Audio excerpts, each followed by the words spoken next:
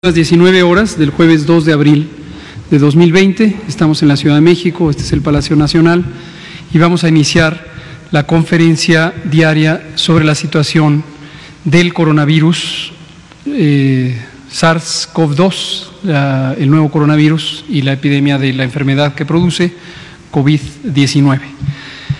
Hoy vamos a abrir un espacio más amplio para preguntas. Nos da la impresión de que se han quedado preguntas pendientes. Vamos a empezar con usted, que quedó pendiente ayer, y nos vamos a ir de atrás para adelante. Ajá.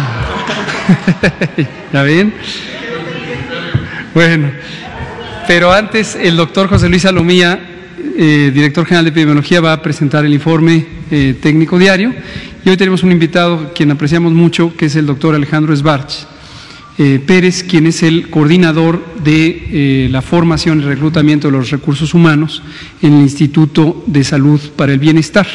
Él tiene la encomienda de, previo al COVID, con mayor razón ahora durante el COVID, de asegurarse que existan los profesionales de la salud, enfermeras, enfermeros, médicas, médicos, etcétera, en todas las unidades de salud. Y nos va a comentar precisamente sobre el progreso acelerado que ha habido al respecto. Le pido al doctor Salomía si empieza, por favor. Con su permiso, señor secretario. Buenas tardes con todas y todos. Damos la actualización del día de hoy. Si recuerdan, esta nueva gráfica la iniciamos el día de ayer. Consideramos que más allá del mapa, en donde pues prácticamente ya se ven todos los países a nivel mundial pintados de color rojo, lo que significa que hay transmisión comunitaria en los mismos, este nos da una representación un poco más visual de cómo se está llevando a cabo la transmisión en los últimos días y cómo se ha dado esta a través del inicio, desde el inicio de la pandemia allá en China.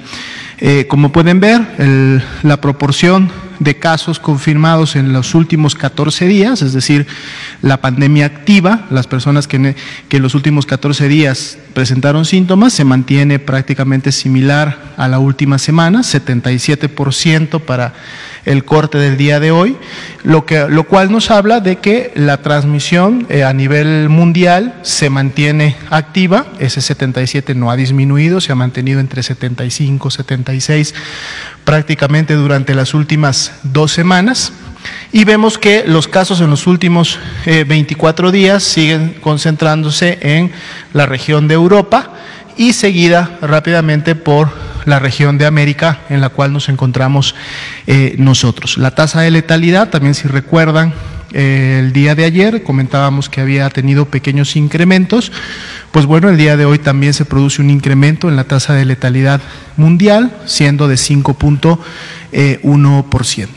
Si pasamos a la siguiente, vemos ahora nuestro panorama nacional. El día de hoy actualizamos a 1.510 casos confirmados, 4.653 casos sospechosos, se actualizan también a 50 las defunciones ocurridas, y son prácticamente ya 14.000 las personas que han sido o están siendo estudiadas como casos de COVID-19. Y bueno, pueden ustedes ver la distribución en el mapa por carga de enfermedad, en donde ahora se suma a los, digamos, colores más intensos, que igualmente representan una mayor carga de enfermedad, el estado de Jalisco. En la siguiente vamos a ver la distribución por estado, pero ahora por carga de enfermedad acumulada, es decir, por cantidad de casos que se han confirmado, estando bajo este esquema Ciudad de México, Estado de México y Jalisco, precisamente en los primeros lugares. Esto realmente no es tanto de extrañarse. Recuerden que son los 3 estados que en su momento concentran, junto con Nuevo León, la mayor carga poblacional que tenemos en México. Por eso esto lo tenemos que ver a la luz de esa carga poblacional. Por eso en el siguiente gráfico tenemos la distribución, pero ahora por tasa de incidencia acumulada. Aquí ustedes pueden ver cómo los 3 estados que se encontraban a la cabeza por distribución de carga de enfermedad ahora no necesariamente están en ese mismo orden, dado que en función de la base poblacional, entonces las posiciones van cambiando y ahora pasan, por ejemplo, otros estados como Aguascalientes y Quintana Roo a la cabeza en este tipo de análisis de la información. La siguiente, por favor. La distribución de casos por grupo de edad.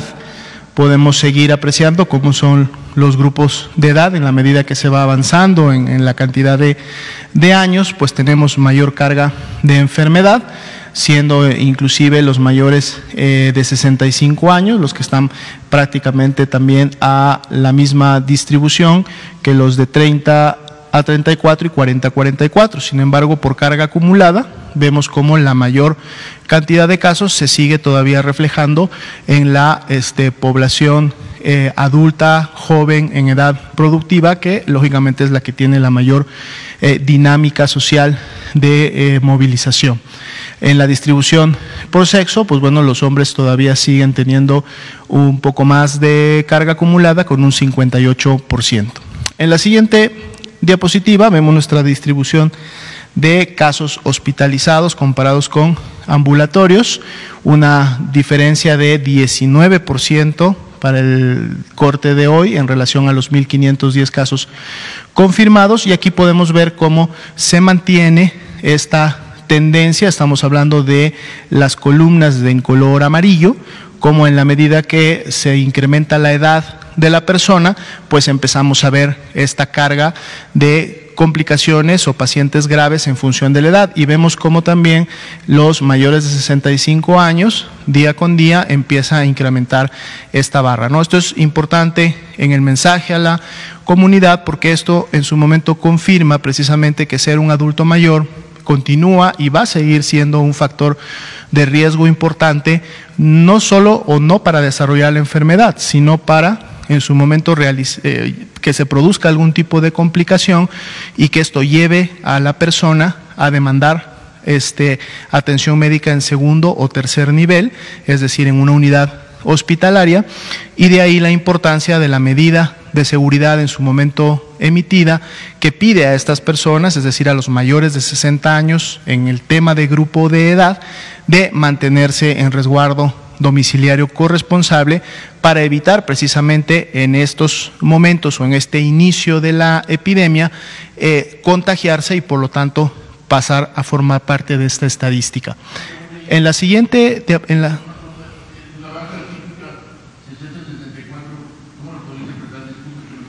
bueno, eso es lo que sucede en la realidad, o sea, es decir, si hay de 60 a 64, eso es lo que tenemos registrado, así se ha producido en la comunidad, es la manera como se registra.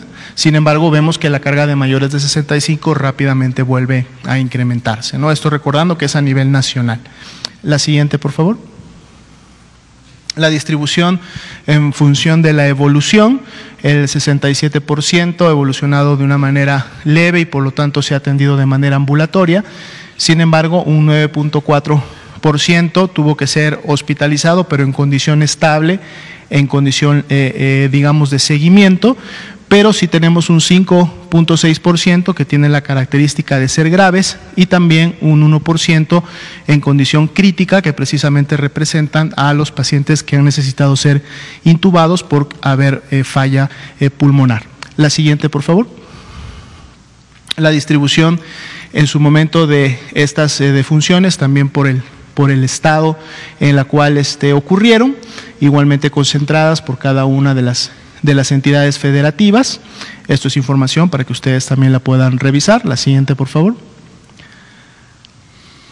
La distribución de las defunciones precisamente por grupo de edad, y aquí podemos ver, a diferencia de lo que veíamos en la distribución de edades de todos los casos confirmados, es decir, todas las personas que han padecido o están padeciendo la enfermedad, aquí en las difunciones sí vemos claramente una tendencia bastante marcada en la medida que se incrementa la edad, el riesgo de fallecer es mayor, y de hecho las mayores cargas de estas defunciones son precisamente a partir de los 55, los 60 y los mayores de 65 años. Por la distribución de sexo, los hombres siguen teniendo una alta proporción en el tema de las defunciones, con un 86%. La siguiente, por favor.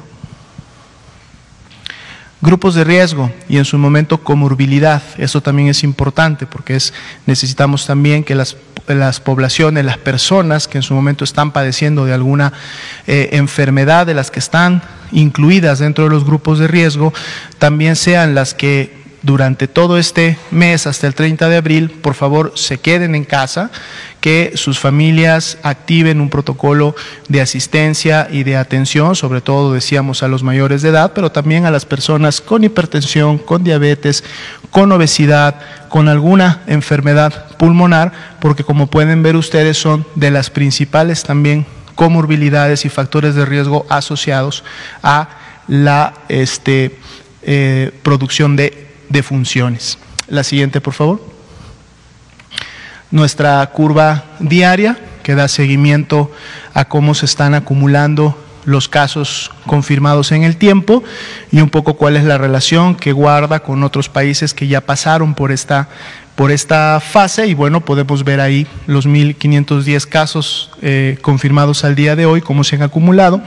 Y en el siguiente gráfico, que es la siguiente diapositiva, podemos ver esta misma distribución, pero ahora también estamos agregando una gráfica de barras que en su momento nos evidencia cómo se han estado presentando los casos por día. Es decir, en la curva roja tenemos los casos acumulados, cómo se van acumulando en el tiempo hasta llegar a los 1.510 que tenemos hoy, pero en las barras inferiores vemos cómo sucede la carga de manera diaria, ¿no? Vemos cómo en un momento inició con una máxima que más o menos bordeaba los 50, 60 casos, y prácticamente ya en la última semana se puede decir que hemos tenido más o menos una media de unos 150 casos que diariamente se han estado confirmando y han estado pasando lógicamente al número que tenemos, y durante la última semana, con variaciones un poco mayores o menores, se puede decir que hemos tenido prácticamente una tendencia constante en la última semana de cómo se han ido confirmando los casos, sin evidenciarse aún todavía un crecimiento acelerado como tal o un pico que pudiéramos encontrar en la base de la curva de casos incidentes, ¿no? Es decir, aquellos que por día se han ido confirmando. Ese sería el panorama del día de hoy. Muchas gracias, doctor José Luis Salomía, director general de epidemiología. Le pedimos ahora al doctor Alejandro Sbarch si nos comenta sobre el reclutamiento y formación de recursos humanos de la salud especializados. Muchas gracias, doctor Hugo López-Gatell, por la invitación a este importante espacio. El día de hoy quisiéramos que nos ayuden a convocar a todos nuestros médicos generales, especialistas, a todas nuestras enfermeras generales, especialistas, a que nos ayuden. El llamado es de ayuda a que todos los profesionales de la salud se involucren en la atención de esta patología a través de este llamado y de esta campaña de reclutamiento. ¿Tenemos un video, por favor? Convocatoria especial. Para la atención del COVID-19, el Instituto de Salud para el Bienestar convoca a médicos o médicas especialistas en terapia intensiva, urgencias, medicina interna, neumología, infectología y anestesiología. También se requieren enfermeras o enfermeros especialistas en terapia intensiva e inhaloterapia. En este momento, México te inscríbete en médicosdelbienestar.salud.gov.mx. Ya estamos contratando.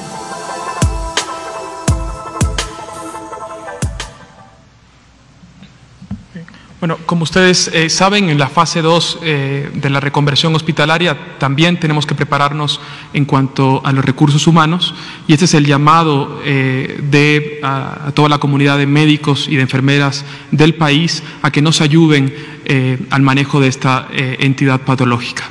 Muchas gracias. Hay una presentación también. Este es el banner de comunicación. Estas son las especialidades que en este momento más necesitamos. Especialistas en terapia intensiva, en urgencias, en medicina interna, neumología, infectología y anestesiología.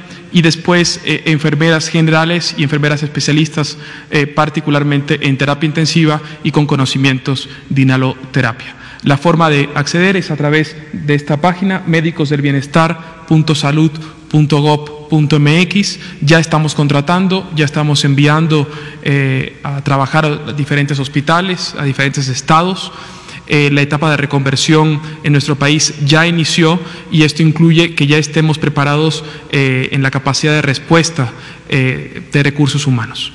Entre todos y gracias a ustedes por permitirnos llegar esto a nuestros doctores, a nuestras enfermeras, que seguro seguirán respondiendo a esta convocatoria. Es cuanto, señor. Muchas gracias. Muchas gracias, doctor Sbarch. Vamos a abrir entonces a preguntas. Usted, y luego empezamos de por allá atrás. Buenas tardes, Carlos Cabeza, del Diario de Nuevo Laredo. En primer lugar, felicitar al señor subsecretario Hugo López-Gatell, porque pues realmente nos ha inspirado su dedicación y facilidad de comunicarnos los pormenores de la enfermedad, un reconocimiento. Y quiero decir que la opinión en nuestras latitudes al respecto, como van ustedes, es muy buena y ha inspirado gente de la sociedad civil, y me metieron una carta para que se la hiciera muy rápida, de media cuartilla. Se trata de un regidor que es presidente de la secretario de la Comisión de Salud, es médico, Juan Manuel Flores Perales, y dirige usted las siguientes palabras, señor subsecretario. La frontera tamaulipeca y en especial Nuevo Laredo reportan el mayor cruce de personas durante los operativos Paisano en los últimos años. Según datos del gobierno federal, en el 2019, en el periodo de Semana Santa, se brindaron más de 650,000 atenciones en materia de información y orientación a personas que lo requerían, que a su vez se acompañan por sus familias, por lo que el número de personas que vienen de los Estados Unidos, de los 50 estados de Estados Unidos, en esas fechas, es sumamente elevado, al considerarse ya por la Organización Mundial de Salud que Estados Unidos es el epicentro de la pandemia. Los gobernadores de Tamaulipas, Nuevo León y Coahuila de manera conjunta emitieron una declaración hace unos días en la que piden a los paisanos no vengan en Semana Santa, lo que va en paralelo con la declaración del gobierno hecha por su conducto para reforzar la contención a partir de que los ciudadanos nos quedemos en casa. La pregunta es, ¿habrá una postura oficial por parte del gobierno federal en materia del cruce de personas de los Estados Unidos, particularmente en lo relacionado al programa Paisano, que tanto nos beneficia año con año, pero que ahora paradójicamente representa un riesgo superlativo para nuestras ciudades fronterizas y para todo el país? Y es otra muy pequeña observación que hace el regidor. En nuestra comunidad, como en muchas otras, la población está organizada, de muy buena fe, tanto en organizaciones de la sociedad civil como desde las redes sociales, para aportar su capacidad y experiencia en la contención de la pandemia. Particularmente participo, dice el doctor, en la Asociación Médica y en grupos de redes sociales, en los que con el activismo de médicos jóvenes, químicos, ingenieros, entre otros, se está difundiendo información valiosa y certificada, así como hay acuerdos para elaborar a través de impresores de tercera dimensión y entregarlos en donación, implementos necesarios para el sector salud, como caretas plásticas, o mangueras para respiradores mecánicos, por ejemplo. Sin embargo, se carece de los manuales necesarios, de insumos suficientes para realizarlos conforme a la norma. La pregunta es, señor subsecretario, ¿hay disponibilidad de la autoridad sanitaria para establecer vínculos con esas organizaciones de ciudadanos y aprovechar tanto su experiencia como su presencia en campo y dotarles de capacitación, en su caso, insumos para que puedan apoyar en la contención con esta actividad? Muchas gracias. Gracias por la información y los comentarios y las preguntas y sugerencias de los colegas que ha mencionado. Aquí retomo sobre algo que habíamos planteado al inicio de la fase de preparación, antes incluso de tener el primer caso en México, y que tiene que ver con las modalidades de la reducción de riesgos, las modalidades de manejo de una epidemia, en este caso de enfermedades infecciosas. Aunque en la visión pública general existe la expectativa de que se puede poner una barrera física a las epidemias, no existe demostración alguna, ya no digamos científica, histórica, de que este tipo de medidas tengan alguna clase de utilidad. Hemos relatado en otras ocasiones que si nos remontamos a la historia de las epidemias en la era antigua o incluso en la Edad Media, teníamos una manera de organizar en ese momento del mundo. Los asentamientos humanos se organizaban en ciudades, en las civis antiguas o en los territorios feudales en la Edad Media, y luego una gran extensión de territorio, campos cultivables y campos no cultivables entre una feudo, una ciudad y otra. Y solían ser, por razones militares y políticas, ciudades amuralladas. Entonces había un muro físico de contención cuyo propósito era la defensa militar.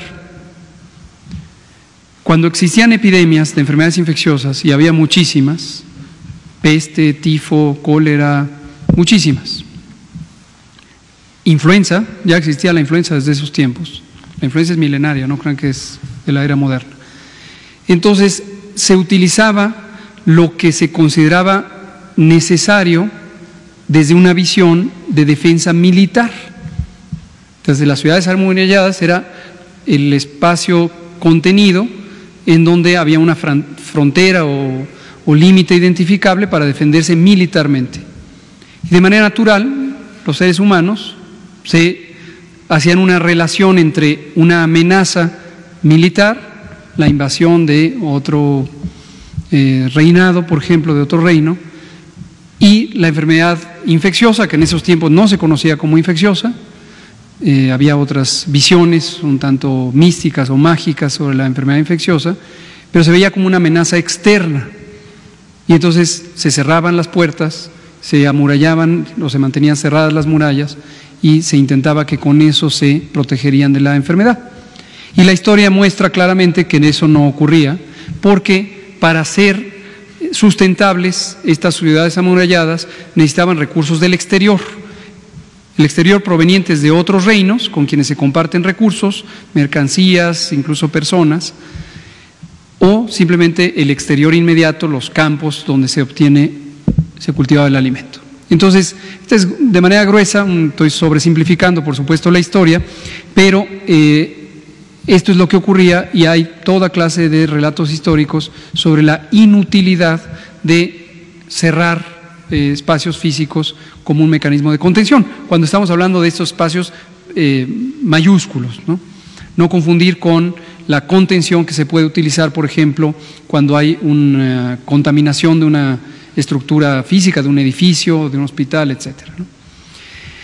Entonces, en resumidas cuentas, aunque la expectativa social de ciertas personas empieza a ponerle un énfasis a la contención física en las fronteras o en los aeropuertos o en los puertos marítimos, insisto, esto no tiene ninguna utilidad práctica, ya sea fundamentada por la experiencia histórica o por la ciencia.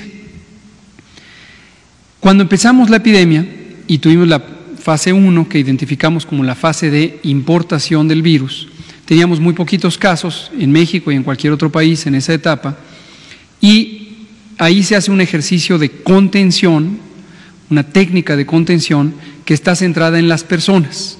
Cuando se detecta un caso, una persona que cumple la definición de caso sospechoso, se le estudia con un interrogatorio médico epidemiológico o clínico epidemiológico, se le toma una muestra para comprobar su diagnóstico o descartarlo, y desde el momento de la toma de la muestra, sin esperar el resultado, se le pone en este resguardo domiciliario preventivo y se estudian los contactos.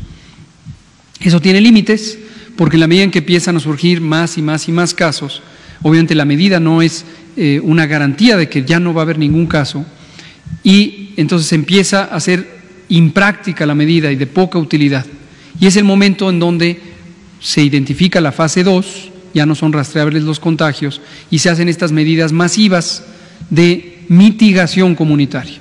Y hemos comentado que la mitigación lo que implica es el reconocimiento fundamentado de que es imposible detener bruscamente una epidemia, y lo que uno espera es modificar la intensidad de la epidemia, reduciendo el número de los contagios. Y eso es lo que estamos en esta fase, ¿no? Lo digo todo esto porque recuerdo muy bien que usted ha muy oportunamente traído este mensaje sobre la frontera de Tamaulipas y la preocupación de que haya 15,000 viajes en transporte de carga que están todos los días ahí. Entonces, la respuesta, ahora dirigida a los colegas que usted menciona, es no existe ningún plan, porque no hay intención alguna de utilizar el mecanismo de cierre de fronteras como si este fuera un mecanismo útil para el control de la epidemia. Y cierro diciendo, en el país tenemos suficiente transmisión como para que se mantenga la epidemia, de modo que no es ninguna adición, ningún beneficio cerrar las fronteras. Y en cambio sí afectaría muy gravemente, desde luego, el abastecimiento de insumos o el tránsito de personas. Y referido a las personas compatriotas de México que están hoy en el exterior, sí les damos el mensaje de que hasta donde sea posible no vengan ahora, porque en su transporte, en su trasiego, si llegaran a tener infecciones por COVID, van a contribuir a los contagios en el punto al que lleguen, y el punto al que lleguen va a ser su casa familiar, va a ser su comunidad, y esto puede ocurrir en distintas regiones del país. Entonces la recomendación es no vengan, esperen, pero por supuesto estamos muy conscientes que los compatriotas, las compatriotas también enfrentan adversidades en el país donde se encuentran, y esto puede implicar la dificultad para tener una asesoría de salud. Y les recordamos que México tiene el programa de ventanillas de salud. Las ventanillas de salud son espacios de asesoría que existen en los consulados mexicanos en Estados Unidos, y a través de las distintas redes de comunicación que existe entre la población migrante de origen mexicano, pueden encontrar el acceso a la información, a la orientación en términos de prevención y promoción de la salud. Era la situación adicional de unos jóvenes inspirados por su trabajo, me tienen ya días buscándome, y son unos jóvenes emprendedores que tienen una fábrica que han creado con otros jóvenes dentro de la escuela, del TEC, del Poli, han creado un guante de gel que mata microbios y bueno, también para sanitación, y lo quieren poner a su disposición para efectos de, si acaso les interesa, en un enfoque altruista. Bueno. No buscan lucrar, buscan cooperar. Correcto. Le pido, si es tan amable, y para no frenar Muy bien. me da la información y le damos seguimiento. Sí, vamos a tomar a 2 personas de aquí y 2 personas de aquí, y le seguimos, y luego 2 personas atrás. Ángeles Cruz, de la jornada, ustedes 2, y luego nos vamos de atrás para acá. Buenas tardes, subsecretario. Yo quisiera preguntarle si han encontrado a estas alturas en los exámenes, en las pruebas de laboratorio, algunas diferencias de la cepa que está circulando en México con la que llegó de China. Hay algunas versiones de que hay cepas distintas. Quiero saber de cuántas pruebas se hacen por día en el país, en el INDRE en particular, y si eso, ¿cómo se explica que haya retraso y se esté mencionando que las personas de pronto evolucionan y no saben realmente qué es lo que tienen? Al parecer están transcurriendo varios días antes de que se confirme. Sobre los 50,000 ventiladores, si nos puede comentar, ¿ya están distribuyéndose? ¿Cuál es el proceso para que ya estén pues ya instalados en los lugares a donde vayan a operar? Si son donados o fueron comprados, por favor. Al doctor Esbarch quisiera yo preguntarle cómo van con el programa. Hoy lo viene a reiterar, pero es una convocatoria que surgió ya hace varios días por lo menos. ¿Cuántas personas se han ya contratado y cuántas solicitudes han ustedes recibido? Y eso es todo. Gracias, estimada Ángeles. No sé de dónde sacó este número de 50,000 ventiladores, no sé a qué se refiere, pero… Correcto. En todo caso, ¿sabe qué? Saber si son de la misma técnica de Berlín o ya es una nueva técnica que ya entendemos que hay una nueva técnica que también es por PCR y que puede acelerar el diagnóstico. Empecemos hablando de pruebas. Porque, gracias, perdón. Sí, seguro, no, al contrario. Gracias. Pruebas. Vamos a decir 3 cosas. La técnica, el uso y luego finalmente el número y el significado del número de pruebas. Técnica. La técnica, ayer lo comentábamos aquí, la técnica estándar, la técnica deseable, la técnica recomendada por la Organización Mundial de la Salud y que usamos en la mayoría de los países, desde luego incluido México, es una técnica que se llama reacción en cadena de la polimerasa, por sus siglas en inglés, PCR. Dicho de manera simple, lo que la prueba identifica son componentes del virus, específicamente su material genético, el RNA. Y por un proceso técnico que hoy no voy a explicar con algún detalle, se amplifica ese RNA, se hacen copias hasta que son detectables suficiente número de copias y se dice es positiva porque llegó al punto en donde después de cierto número de ciclos se reconoció la señal de la presencia del material genético del virus. Esta prueba es la que se usa en el INDRE, es la que se usa en los 31 laboratorios estatales de salud pública, en el laboratorio de la Ciudad de México, en los laboratorios auxiliares de la vigilancia, como están en el INER, en nutrición, en los centros médicos del Seguro Social, etc. Y la técnica es muy buena en el sentido de que distingue claramente quién sí tiene virus, quién tiene COVID, de quien no tiene COVID. Con la innovación tecnológica se han encontrado modalidades de uso de esa prueba PCR que son más rápidas o posiblemente más rápidas de las pruebas que se hacen tradicionalmente, es decir, cada vez hay innovación tecnológica. Ayer el presidente de los Estados Unidos presentó públicamente una de las más recientes innovaciones tecnológicas, es un pequeño aparatito de este tamaño, que hace la prueba de PCR y tiene un nombre comercial que evidentemente no voy a decir, que alude a la velocidad, a la inmediatez, a que la prueba se hace ya. No debe confundirse esta tecnología con las llamadas pruebas rápidas. Entonces, esto es PCR. Las pruebas rápidas, comentábamos ayer, son otro tipo de dispositivos de baja tecnología, no son un aparato eléctrico, por ejemplo, ni tiene un circuito electrónico, sino es un sinónimo de pruebas rápidas, es tira reactiva. Para pronta referencia de la mayoría de la población, es como las pruebas de embarazo. COVID no tiene nada que ver con el embarazo, excepto por el riesgo de las mujeres embarazadas a complicarse.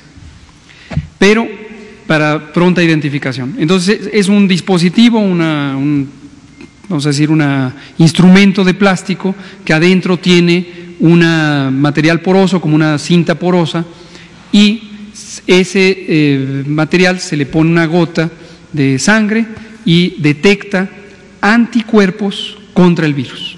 Y esto es lo relevante. Mientras que la PCR detecta el virus, lo otro detecta anticuerpos contra el virus. Y hay más de una docena de pruebas que ya se han fabricado por distintas compañías grandes, medianas y pequeñas y que están intentando venderse por el mundo. Bueno, esta prueba, esta segunda prueba conocida como prueba rápida, tiene una enorme limitación, todas las marcas posibles hasta el momento existentes, que detectaría los anticuerpos, es decir, la reacción del sistema de defensas del cuerpo ante la infección, y todavía no se conoce del todo en qué días después de la infección o después de la aparición de los síntomas empiezan a aumentar los distintos tipos de anticuerpo, en particular unos que se llaman M y otros que se llaman G. Entonces, la prueba no es útil para distinguir si una persona que está viviendo los síntomas tiene o no infección por COVID. Y es tan mala, cualquiera de las marcas, que equivale a sacar una moneda, aventar un volado y decir águila o sol. Y lo digo específicamente porque la probabilidad de encontrar el positivo o el negativo es casi 50% o 50%. Entonces, evidentemente, nadie en su sano juicio y en conocimiento técnico o científico va a pensar en que la prueba es un instrumento útil, me refiero a esta segunda clase de pruebas, para identificar los casos y tomar decisiones al respecto de los mismos casos, ¿no? Esto lo hemos venido explicando porque sigue la presión, sigue esta distorsión de la información en varios medios públicos y en redes sociales. Hoy en la mañana me di cuenta que un periódico de circulación nacional, en una sección, no me acuerdo cómo se llama, algo así como las No me acuerdo, pero decía que yo no me acordaba, que a mí no me habían informado correctamente y que yo no distinguía una cosa de la otra, cuando ayer precisamente en la noche lo explicamos. Entonces, a lo que voy es, las pruebas se usan para la vigilancia epidemiológica. Las pruebas son para monitorear lo que va ocurriendo en la población del país sobre la propagación del virus, a qué velocidad, en qué poblaciones, en qué territorios, etcétera. La prueba no es de uso clínico, ni la PCR y mucho menos la otra prueba poco útil, ¿no? Termino con el número. El número de pruebas que se hacen depende del número de casos sospechosos que se identifican. Es decir, no hay un plan de decir voy a hacer tantas pruebas por día. Si en un día hay más casos, se hacen más pruebas. Hasta el momento, el número lo acabamos de ver, hemos hecho cerca de 14,000 pruebas desde que, antes de que llegara el primer caso, precisamente con la expectativa de que podríamos encontrar casos y después para darle seguimiento a los casos. ¿Cuántas más vamos a hacer? Todas las que se necesiten, para monitorear, para vigilar el curso de la epidemia. Y conecto con las 50,000 pruebas que menciona. Tuvimos un donativo de 50,000 pruebas, llegaron de China ayer, están siendo evaluadas en el INDRE, el Laboratorio Nacional de Referencia, que dirige aquí el doctor Ralomía, y ahí estamos identificando cuál va a ser la utilidad más práctica. Son PCR y se van a distribuir a tantos lugares como tengan que distribuirse en el sistema público para que sean utilizadas eficientemente. Decían al principio. Sí, toda esta tecnología, gruesamente, sí. Y las dos que se anunciaron como ultra rápidas también tardan, no es cierto que tardan 15 minutos, porque el factor limitante principal es la extracción del RNA y eso tiene un procesamiento que es como cerca de 2 a 3 horas, ¿no? Doctor Esbart. Doctor Esbart. Sí, muchas gracias. Como ustedes saben, existe un déficit estructural de recursos humanos para la salud de nuestro país. Las cifras ya las conocemos, deberíamos de tener 3.4 médicos por cada 1,000 habitantes y no tenemos más de 1.6. Y aunado a esto hay un severo problema de distribución del recurso humano para la salud. Hay ejemplos muy evidentes de ello. La Ciudad de México, en nuestra querida ciudad, tenemos 5 veces más médicos que en Tuxtla, pero a su vez en Tuxtla hay 4 veces más médicos que en Las Margaritas, ¿no? En Las Margaritas, Chiapas, debemos de tener la misma densidad de recursos humanos para la salud que puede tener Darfur o Sri Lanka, ¿no? Por ponerlo en perspectiva. Ante ello, como bien lo señalaron, hicimos una campaña que desde un principio intentó, y creo que lo ha sido, disruptiva, en el sentido que intenta convocar al espíritu solidario que está presente en todos los médicos, en todas nuestras enfermeras, a que nos ayuden al rescate del sistema de salud nacional, llevando médicos y enfermeras a donde más se necesita. Nuestro lema es médicos para todos los lugares, para todas las personas que lo necesiten. A partir de la contingencia del COVID, por supuesto que sumamos todos los esfuerzos de reclutamiento nacional que ya hayamos comenzado para la causa del COVID. Nuestra meta en este momento es que todo paciente que requiera atención especializada tenga la cobertura de un equipo de salud, de profesionales de la salud comprometidos y con el nivel de especialización que se requiere para atender esta patología. Esa es la meta que nos hemos planteado, de que podamos llegar a todos los pacientes que puedan tener COVID con el recurso humano más especializado. La respuesta, respondiendo puntualmente a la pregunta que hemos tenido, recordemos que esta convocatoria se lanzó ya hace algunos meses en una mañanera que nos acompañaron. Al momento nos queda, digamos, lo que tenemos en la convocatoria son 6.249 médicos generales, 438 médicos especialistas. Ahora, si me permiten, quisiera detallar sobre ello. 8.000 enfermeras con licenciatura, 8.925 enfermeras con licenciatura, cerca de 6.000 enfermeras técnicas y 84 enfermeras especialistas. Quisiera hacer un tema sobre el tema de los especialistas.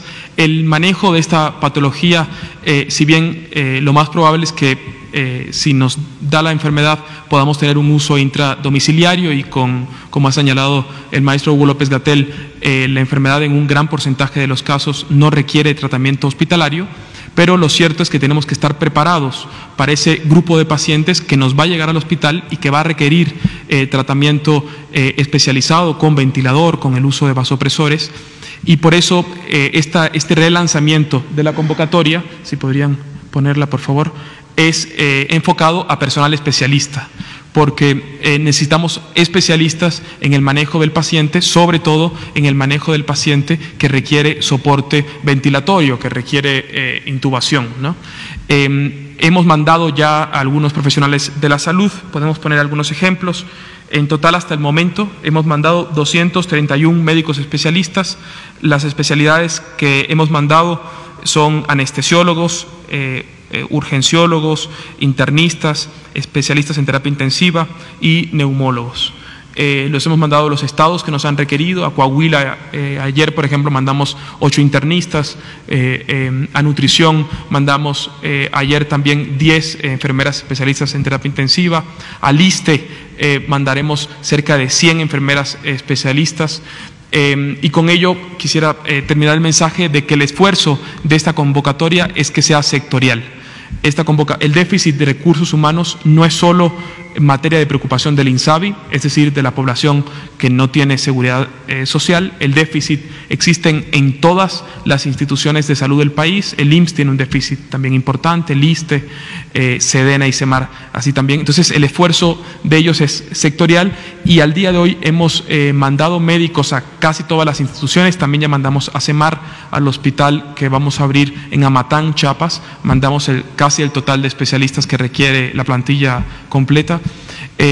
Pero necesitamos aún más, necesitamos todavía que respondan más nuestros compañeros, que se sigan involucrando al llamado por la reconstrucción. Muchas gracias.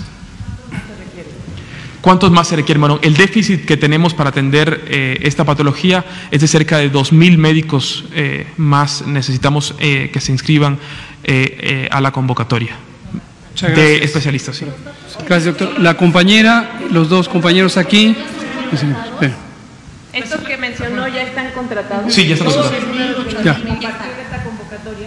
¿Perdón? A partir de esta convocatoria son los números que nos da de los Sí, que ya tienen es correcto, contratados. es correcto. No, me faltó lo de los tipos de virus, si han encontrado alguna mutación. Por favor. No, estamos dando seguimiento a las distintas publicaciones científicas que hablan de la mutación de los virus. A diferencia del virus influenza, que es un virus extraordinariamente mutable, el coronavirus como género de virus no es tan mutable. En general, este gran grupo de virus, es demasiado técnico esto, pero es un virus, las clases de virus RNA son muy mutables, tienen un gran potencial de error en su replicación, pero por alguna razón coronavirus es menos mutable que influenza virus. Y otros virus también mutables. Entonces, gruesamente es el mismo linaje de los virus que iniciaron la epidemia. Ustedes dos, y le faltan los de atrás, por favor. Buenas tardes. Sí, buenas ustedes. Nos quedan pocos minutos. Yo quisiera preguntarle, primero respecto a las defunciones, si me pudiera comentar, ¿todas fueron hospitalizados? ¿Alguno murió en casa? ¿Y qué tan rápido se han agravado los pacientes? El día de hoy mueren 13 personas, ayer fueron 8, ha incrementado velozmente. ¿Cómo ha sido esta complicación? Esa es mi primera pregunta. Sí. Si quiere, me la contesta. Con gusto. No, dígame okay. La segunda es que todavía aquí, al menos en la Ciudad de México, hay manifestaciones, bloqueos. Aquí afuera del Palacio Nacional hay una concentración de más de 50 personas. Sabemos que usted, que el gobierno no está a favor de la represión, pero sí que llamado le haría al gobierno de la capital, a los gobiernos estatales, para evitar este tipo de manifestaciones que sin duda alguna ponen en riesgo a la población. Y la otra pregunta que tengo es un poco más técnica. Entiendo que a finales de febrero el INER compró distintas cepas, coronavirus todas, son RNA fase 0 de HK1, betacoronavirus, y entiendo que se utilizan para hacer pruebas como vacunas, como hacer medicamentos. y ya tiene la marca ATCC disponible, la de coronavirus SARS-CoV-2. El gobierno mexicano va a comprar esa cepa para investigación. Sí. Y ya la última es que le responde al gobernador de Jalisco, que lo menciona que pues, usted podría caer en una traición a la patria por no hacer pruebas masivas. Muchas gracias. Con gusto. Le respondo a la última porque es la más fácil. Le mando saludos al gobernador de Jalisco. Estoy seguro que él quiere hacer el bien por su estado y qué bueno que esté dedicado a su trabajo. Sobre las distintas reactivos y de investigación que pudiera haber comprado el INER, no tengo información detallada, pero la traemos. Vamos a pedirle al doctor Reyes Terán que nos comente el día próximo. Tengo la sospecha que no se trata de, bueno, estoy casi seguro que no se trata de investigación para producir vacunas o medicamentos, porque eso no se hace en un instituto como el INER, ni son las condiciones apropiadas para ello. Posiblemente son más bien reactivos para las pruebas de otros coronavirus y son análogos a los que tiene el INDRE y se usan comúnmente porque hay otros coronavirus. ¿Compraría el de SARS-CoV-2? Ya la empresa ya los tiene disponibles, de hecho ya los puedes comprar. La prueba que se usa en México desde el inicio, y fuimos el primer país en tener una prueba propia, antes de que se estableciera el protocolo Berlín, que después recomendó la Organización Mundial de la Salud, es hacia SARS-CoV-2. Es decir, en México ya está, desde el inicio, y fuimos el primer país en tenerlo. Le doy la palabra al doctor Alomía si nos comenta sobre este tema de la mortalidad, y les recuerdo que nos quedan 10 minutos. Sí, el promedio que lamentablemente han tenido en una unidad de cuidados intensivos los pacientes, y hablamos de un promedio, recordando que son 50 las defunciones que hasta el momento se han presentado, ha sido de 10 días, es decir, este es el promedio de atención en una unidad de cuidados intensivos en donde reciben una atención especializada y también la aplicación de un ventilador para poder mantener la respiración. Lógicamente algunos han durado menos días, otros han durado más, pero el promedio que nos reporta el área de atención médica es de 10 días en unidad de cuidados intensivos. Todos hospitalizados. Gracias. La primera sobre los bloqueos que existen. El llamado es a toda la ciudadanía, independientemente de las causas por las que pudiera sentirse la necesidad de expresar la opinión, lo cual es enteramente deseable, vivir en un país donde se puede expresar libremente opiniones, donde existe el derecho de manifestación, el derecho de petición, el derecho de expresión, la libertad de expresión.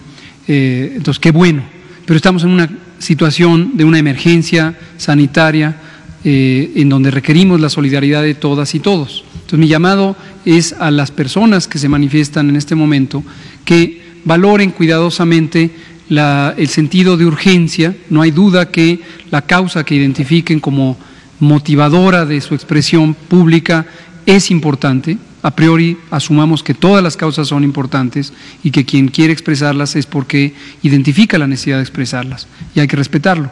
Pero llamamos a todas las personas, no conozco cuál es la motivación de quienes me relata que están allá afuera, pero cualquiera que sea la causa, hacemos un llamado también a esas personas a que se involucren con este sentido de solidaridad de todas y todos para contener un fenómeno que nos amenaza a todos y todas, ¿no? Okay. Las dos colegas. Nos quedan 5 minutos. Doctores, Marina Franco de Telemundo. Tengo dos preguntas sobre la población más vulnerable ante la epidemia. La primera es, dada la carestía de agua potable que hay en el país, ¿qué medidas tiene previstas el Consejo de Salubridad para asegurar el abasto o, en su defecto, qué sugerencias le puede hacer a esas personas que no tienen acceso ni a agua ni cómo acceder a gel antibacterial para que puedan lavarse las manos? La segunda es, ¿qué protocolos están planeados o cuáles sugiere que se adopten en lugares donde hay población vulnerable, en lugares de altísima concentración poblacional, como son barrios populares, albergues para personas en situación de calle, estancias migratorias, etcétera? Gracias. ¿Cómo no? Es una pregunta muy importante porque cuando uno enfrenta un fenómeno, en este caso una epidemia de enfermedades infecciosas, no debe olvidar la realidad social en la que se vive. Y México es un país que, teniendo enorme riqueza, México es la economía número 14 o 15, de año a año a veces varía, pero a nivel mundial, en términos de su Producto Interno Bruto y en términos de su balanza comercial de exportaciones y demás. Pero trágicamente, y lo cual es indignante, México tiene a 50% de su población viviendo en condiciones de pobreza. Y la única explicación de esto es el haber vivido por muchos años en una economía o un modelo económico que fue concentrando la riqueza y fue restringiendo los servicios sociales del Estado que ayudan a garantizar ciertos derechos. Dicho sea de paso, incluido el derecho a la protección de la salud, que en la letra está consagrado en el artículo 4 de la Constitución, pero que en la práctica se enfrenta a grandes carencias, como ya relató el doctor Sbarch y como lo habíamos comentado en el Pulso de la Salud muchas semanas atrás. Entonces, es verdaderamente lamentable que teniendo gran potencial en este país tengamos tanta carencia para ciertas poblaciones. Obviamente esta realidad debe cambiar y solo puede cambiar cuando hay un proceso de transformación social con una intención de mejorar las cosas y reducir la pobreza, mejorar el bienestar, expandir los servicios que garanticen los derechos. Pero eso no se hace de la noche a la mañana. Entonces, cuando uno enfrenta una epidemia, como la enfrentamos todos, porque no la enfrenta el gobierno, la enfrenta toda la sociedad. Dicho sea de paso, ahorita a propósito de que me mencionaron a un gobernador, pero esto aplica a los 32 gobiernos estatales, también los gobiernos estatales son autoridad sanitaria, identificada en la Ley General de Salud. Entonces, la responsabilidad sobre el cuidado de la salud de la población que vive en cada entidad federativa es una corresponsabilidad entre el gobierno federal y el gobierno estatal. Pero regresando al punto, entonces, la situación social, la carencia social, la carencia económica, nos lleva obviamente a, lo que usted bien señala, distintos grados de vulnerabilidad. Son más vulnerables los que tienen menos y lo que tenemos que hacer es lograr que la solidaridad social que implica esta medida de sana distancia generalizada ayude a que se disminuyan los contagios. Nos preocupan las zonas rurales. En este momento los patrones de distribución de la epidemia muestran que está relativamente concentrada en zonas urbanas, predomina todavía en los sectores que tienen cierta capacidad económica, más arriba que el promedio, pero en algún momento esta barrera se va a perder, la barrera geográfica y la barrera social, y va a afectar con mayor intensidad a las personas que menos tienen. Entonces, soluciones prácticas hay algunas, por ejemplo, la responsabilidad municipal, consagrada en el artículo 115 de la Constitución, contempla el aseguramiento de agua potable y servicios necesarios para la higiene pública, como una responsabilidad municipal. Entonces, en la medida en que los municipios también contribuyan a este aspecto del acceso a agua potable, obviamente estarán contribuyendo para esto. Ahora, termino diciendo, la titular de Conagua, nuestra querida compañera, la ingeniera Blanca Sánchez, tiene desde el principio, nos ha externado la inquietud de la escasez de agua por el sobreconsumo de agua. Y ahora tenemos una carencia de 25% promedio de el agua disponible porque se está usando más, pero volvemos a lo mismo, a la injusticia en la distribución de la riqueza. El uso en zonas urbanas repercute en la carencia también en zonas rurales, ¿no? Gracias.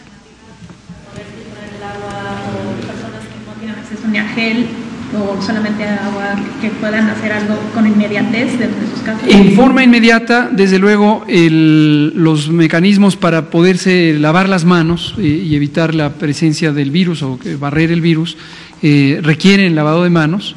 El gel, dicho sea de paso, es un instrumento o una materia auxiliar. Lo ideal es el acceso al agua y al jabón. En la mayoría de los municipios, aunque ciertamente no en todos, existen provisiones de agua potable centralizadas, por lo menos en el municipio o en las comunidades, y en algunos casos en las zonas rurales incluso existe agua de pozos, agua, aunque no necesariamente es potable, para el consumo directo, sí es suficiente para poder usar en las manos, ¿no? Gracias. La última pregunta, nos quedan 2 minutos. Carlos Guzmán de ABA Noticias, buenas noches para los tres. Son dos preguntas y a ver si puede hacer un llamado. La pregunta inicial es, se ha hablado estos días de investigación de medicamentos, 5 medicamentos y específicamente un método que tiene el Seguro Social por la cuestión como tipo plasma para trabajar esta cuestión de lo del coronavirus. El día de hoy el Politécnico Nacional nos hacía llegar un comunicado en el cual ellos mencionaban un método que se llama transferón. No sé si lo conozcas, si nos pueden hablar un poco de ello, si es de los que llevan la punta para convertirse en posible tratamiento en México para coronavirus. La segunda, para el especialista del INSABI, si nos puede hablar un poquito de esta convocatoria, especialmente de médicos y enfermeras. Tenemos dos ejemplos muy cercanos que han buscado, obviamente, meterse en la bolsa de trabajo. Es gente ya grande, que incluso el presidente de la República ha hecho el llamado para que gente jubilada con experiencia se pueda sumar, y los han rechazado. Un caso ha sido en Secretaría de Marina y otro caso ha sido en el INSABI. Si están buscando modificar esos protocolos para que gente con experiencia pueda sumarse a la convocatoria y atender a los posibles enfermos. Y la tercera, el día de ayer… no nos va a dar tiempo de responderle. Sí, bueno, ok. Entonces quedémonos en la segunda. Ahorita el doctor Svarch comenta sobre eso, que seguramente será muy puntual, sobre los distintos tratamientos. Primero quiero dejar en claro, como lo hemos dicho cada vez que se mencionan tratamientos experimentales, que no existe ningún tratamiento actualmente validado por la evidencia científica ni con registro sanitario para tratar el coronavirus SARS-CoV-2 que causa la pandemia COVID. Entonces, nadie se vaya a confundir con que los productos farmacéuticos aquí mencionados ya están a la disposición y hay que ir a la farmacia por ellos. Algunos de los que se han mencionado son productos que existen desde hace muchos años para el tratamiento de otras enfermedades infecciosas, por ejemplo. Pero hasta hoy, 2 de abril de 2020, no existe en el mundo entero ningún medicamento que esté validado, autorizado, reconocido científicamente para tratar el COVID. Sobre los dos procedimientos que menciona, los productos, el factor de transferencia o transferón, efectivamente es producto de investigación del Instituto Politécnico Nacional desde hace más de 40 años. Este es un producto que resulta de la… voy a simplificarlo en mi expresión, de la purificación de factores del plasma humano y contiene una combinación muy amplia de moléculas que participan en la respuesta inflamatoria y en el sistema de defensa, el sistema inmune. Se ha intentado por muchos años que sea un medicamento específico para ciertas enfermedades, tanto infecciosas como autoinmunes, y todavía no se identifica una utilidad clara para alguna de ellas. Entonces, aunque no se descarta que pueda haber una propuesta científica de un protocolo de investigación al respecto, siempre y cuando, desde luego, tenga las garantías de bioseguridad, ética y calidad en la investigación, pues será en su momento considerado, pero no veo que de manera inmediata pueda ser un producto de uso. Y sobre la otra técnica, voy a invitar la próxima semana al doctor Jorge Trejo. El doctor Jorge Trejo es el director general del Centro Nacional para la Transfusión Sanguínea, que es la autoridad precisamente en materia de transfusión. Él es hematólogo y es un excelente profesional, y él participa en varias de las elementos de regulación del uso del plasma humano para distintos usos, y uno de ellos es en otras enfermedades infecciosas ha existido la idea de que quien ya se recuperó de la enfermedad se le toma plasma, y el plasma mismo contiene los elementos necesarios para atenuar o inhibir al virus en una persona enferma. El principio es el mismo que el transferón, de hecho, pero es con plasma de manera directa. Hay un largo trecho entre el planteamiento teórico y su uso real para el potencial de una epidemia en forma generalizada. Pero esperemos entonces a que venga el doctor Trejo y nos comente al respecto, ¿no? Sí, la convocatoria está abierta para todas las personas, no hay ningún tipo de limitación para ningún filtro. Si quiere me puede pasar los datos de estos casos que seguramente podemos resolverlos hoy mismo. Muchas gracias. Las 20 horas, 2 de abril, aquí terminamos. Muchas gracias. Nos vemos mañana. Muchas gracias. Sí, qué amable.